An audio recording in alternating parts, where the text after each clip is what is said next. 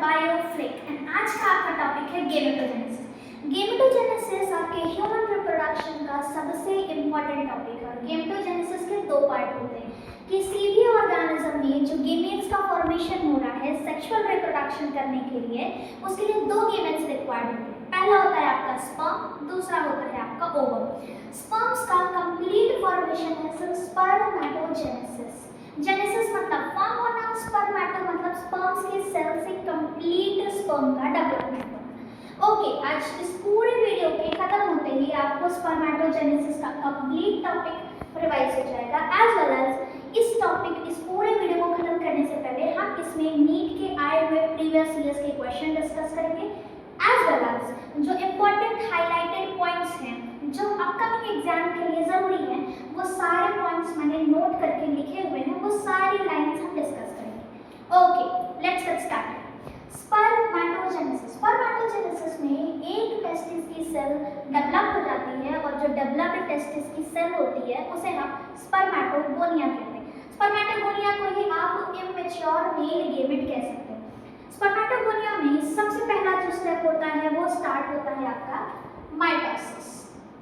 इसमें माइटोसिस हुआ, ये सेल डिफरेंशिएट हुई और डिफरेंशिएट होने तक के बाद क्या बन जाती है, प्राइमरी स्पर्मेटोसाइट में चेंज हो जाती है।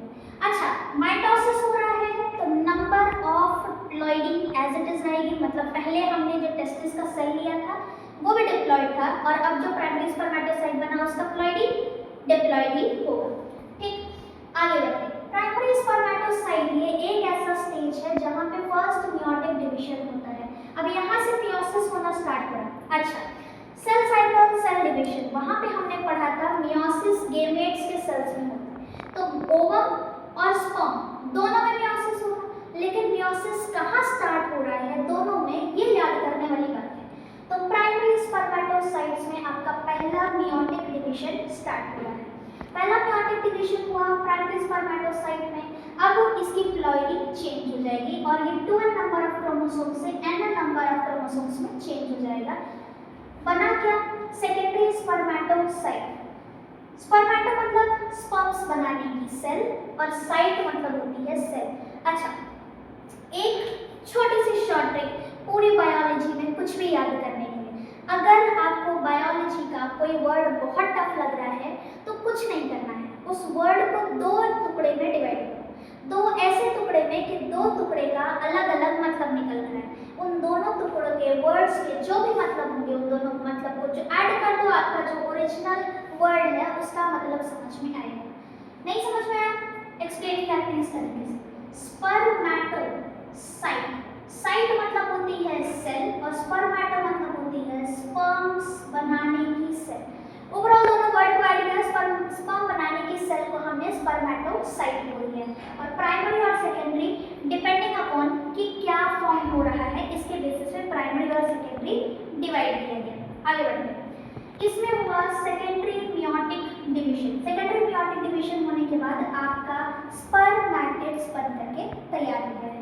स्पर्मेटिड्स को न्यूट्रिशन देने का काम करती है सर्टोली सेल्स, इसलिए हमने सर्टोली सेल्स को नर्स सेल के नाम से हम जानते हैं।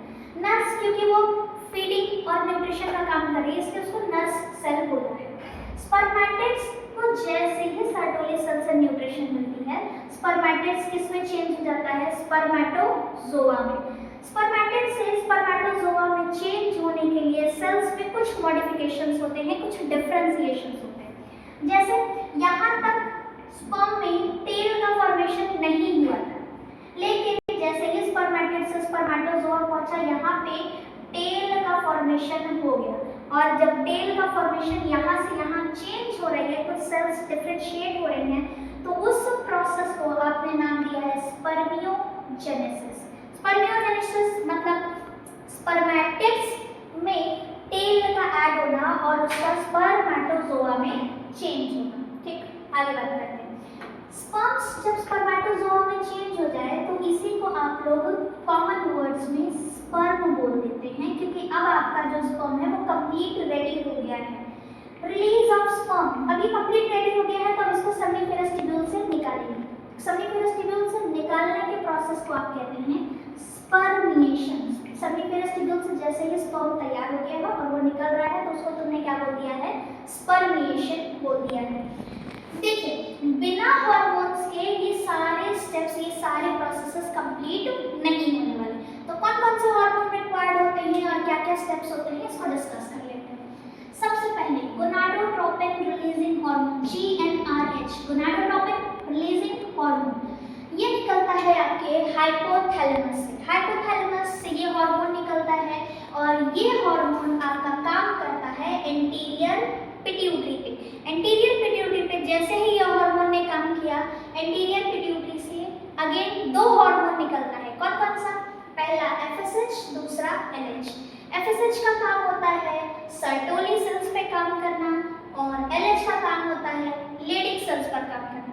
अच्छा, वीडियो में 2 मिनट पहले आपने अभी पढ़ा था कि सर्टोली सेल्स क्या काम कर रही थी बेटा, स्पर्मेटिड्स को न्यूट्रिशन देने का काम कर रही थी और यही न्यूट्रिशन की वजह से स्पर्मेटिड किस में चेंज हो रहा था, स्पर्मेटोजोआ में।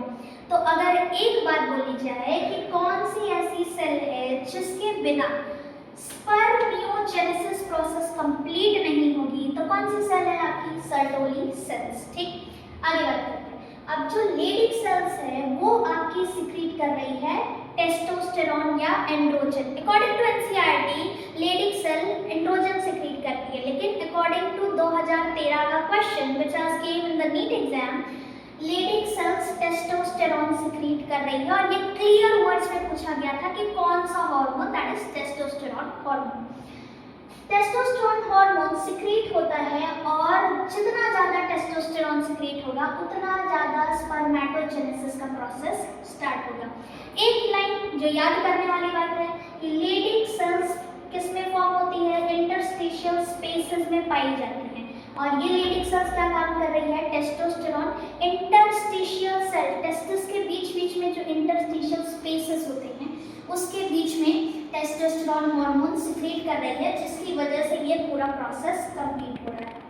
स्पर्मेटोजेनेसिस में याद करने के लिए 2-3 पॉइंट लास्ट के 2-3 सेकेंड्स में इसको फटाफट डिस्कस करते हैं। पहली बात कि कब स्पर्मेटोजेनेसिस में मियोटिक डिवीजन स्टार्ट होता है, दैट इज प्राइमरी स्पर्मेटोसाइट में मियोटिक डिवीजन स्टार्ट होता है। ठीक, एक बार अगर एक सेल डिवाइड हुई है मियोसिस में तो बनने वाली सारी सेल्स 4 सेल्स होंगी, मतलब स्पर्मेटिड्स, एक बार स्पर्मेटोसाइट स्टार्ट हुआ तो कितने स्पर्मेटिड्स बनेंगे, 4 स्पर्मेटिड्स बनेंगे। बेटा ये हिट क्वेश्चन है नीट का कि अगर गिवन नंबर ऑफ स्पर्मेटोसाइट इतना है तो स्पर्मेटिड्स कितना होगा। इस बात को आप ऐसे सॉल्व कर सकते हैं कि प्राइमरी स्पर्मेटोसाइट में फर्स्ट मियोटिक डिवीजन होगा। अच्छा, प्राइमरी स्पर्मेटोसाइट एक सेल है तो तुम्हारा जो स्पर्मेटिड बनेगा वो कितना, 4 सेल। क्यों 4 सेल बन रहा है, क्योंकि यहाँ पे मियोटिक डिवीजन हो रहा है।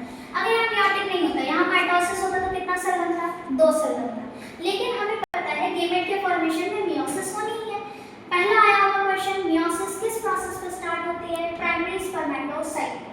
दूसरा कि प्राइमरी स्पर्मेटोसाइट है तो कितने स्पर्मेटिड्स बनेंगे, तो 4 स्पर्मेटिड्स बनेंगे। याद करने वाली बात, 4 स्पर्मेटिड एक प्राइमरी स्पर्मेटोसाइट से बन रहे हैं। नेक्स्ट, न्यूट्रिशन कौन दे रहा है स्पर्मेटिड्स को, तो सर्टोली सेल्स दे रहे हैं। अच्छा, किस